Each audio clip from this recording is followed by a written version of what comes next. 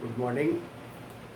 आइए, high school में तीसरा लेसन, दो लेसन ख़त्म हो गए थे, तीसरा लेसन शुरू करने जा रहे हैं, यानी चैप्टर थर्ड स्टार्ट होने जा रहा है। पौधों एवं जंतुओं में जनन, reproductions in plants and animals, यानी कि पौधों एवं जंतुओं में जनन, जनन की प्रक्रिया। सबसे पहले जनन की परिभाषा, जनन इंग्लिश में बोलते हैं रिप्रोडक्शन।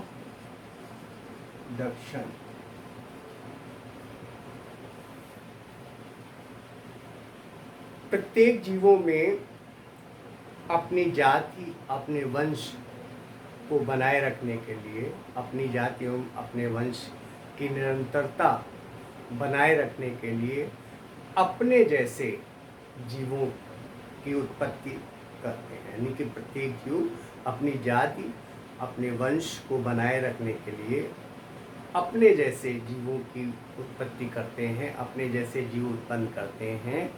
यह प्रक्रिया, यानी कि अपने जैसे जीवों की उत्पत्ति करने की प्रक्रिया जनन की प्रक्रिया कहलाती है। जनन की प्रक्रिया जीवों के लिए अत्यंत महत्वपूर्ण है, अपनी जाति, अपने वंश को बनाए रखने के लिए। अब आइए पौधों में जनन। तो जनन समझ में आया, यानी कि जीवों में अपने जैसी संतानोत्पत्ति, अपने जैसे जीवों की उत्पत्ति, अपने जैसी संतानोत्पत्ति करना जनन की प्रक्रिया कहलाती है। आइए पौधों में जनन। पौधों में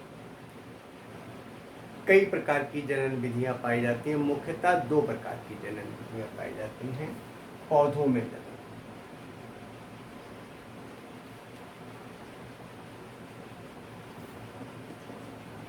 पौधों में मुख्यतः दो प्रकार की जनन विधियां पाई जाती हैं। अलैंगिक, इसको बोलते ए सेक्सुअल रिप्रोडक्शन, और दूसरा लैंगिक, सेक्सुअल।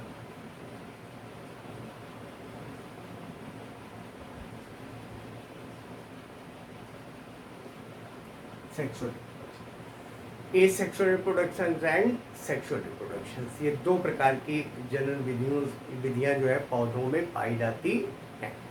तो पौधों में अलैंगिक जनन, ए sexual reproductions in plant. A sexual reproductions में क्या होता है कि जो पौधों की दैहिक कोशिकाएं होती हैं, शरीर के विभिन्न भाग जो होते हैं, दैहिक कोशिकाओं का मतलब शरीर के विभिन्न भाग, तो दैहिक कोशिकाओं से समसूत्री विभाजन द्वारा या असूत्री विभाजन द्वारा अपने जैसी संतानोत्पत्ति करने की जो प्रक्रिया है वो कहलाती है अलैंगिक जनन।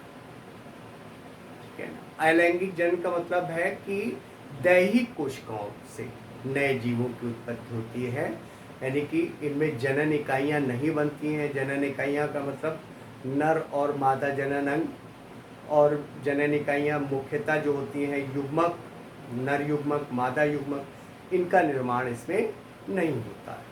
और जो दैहिक कोशिकाएं होती हैं, शरीर की कोशिकाएं, वही नए जीवों की उत्पत्ति करती हैं।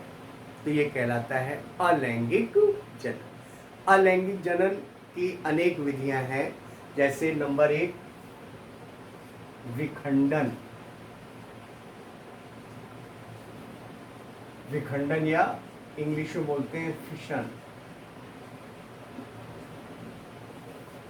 विखंडन या फिशन।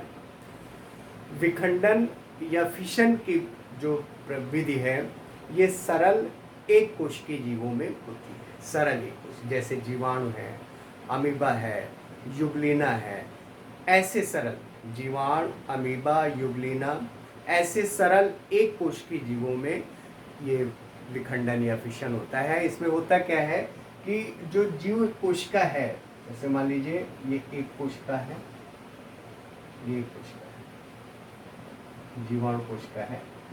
ये जीवाणु कोशिका आगे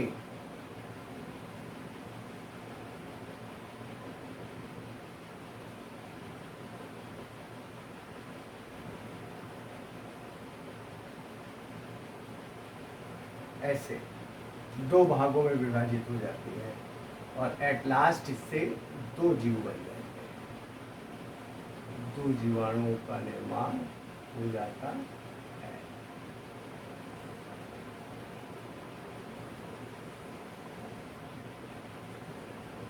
ये संतति जीवाणु है।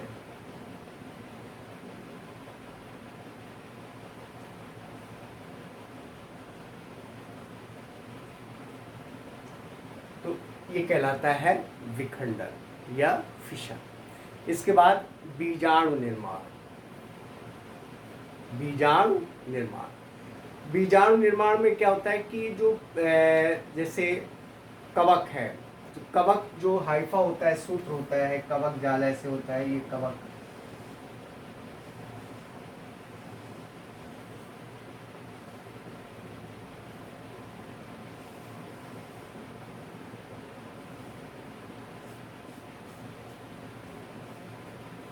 ऐसे आता। तो ये मुख्यतः ये इसको बोलते हैं बीजाणु धानी, स्पोरेंजियम, स्पोरेंजियम बीजाणुधानी। और इसी के अंदर अनेक बीजाणु बनते हैं और ये जब डेवलप हो जाती है, कंप्लीट हो जाती है बीजाणुधानी, तो फट जाती है और बीजाणु बाहर क्या बोलते हैं, स्वतंत्र हो जाते हैं। और ये प्रक्रिया प्रतिकूल परिस्थितियों में होती है, क्योंकि बीजाणु के ऊपर एक टाइट कवर चढ़ा होता है, जिसके कारण बीजाणु प्रतिकूल परिस्थितियों में ऐसे ही पड़े रहते हैं, नष्ट नहीं होते हैं, खराब नहीं होते हैं।